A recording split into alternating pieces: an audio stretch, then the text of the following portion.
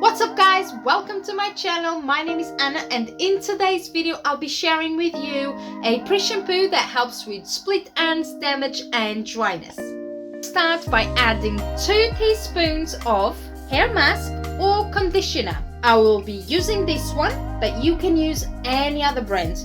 After that, add 1 teaspoon of coconut oil, but you can add any other oil that works for you. And last but not least, beat an egg yolk and mix it together.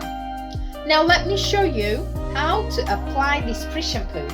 So before washing your hair, start by dividing the hair in half and applying the pre-shampoo from the middle to the ends of your hair. And after that, just put it into a bun and wait about 15 minutes and it's ready to wash. So I have washed my hair with a regular shampoo and then a conditioner, and this is the result. Let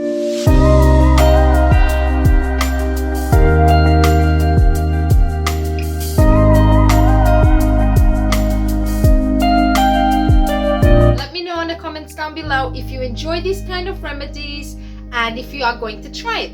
Thank you so much for watching and I'll see you on my next video. Bye!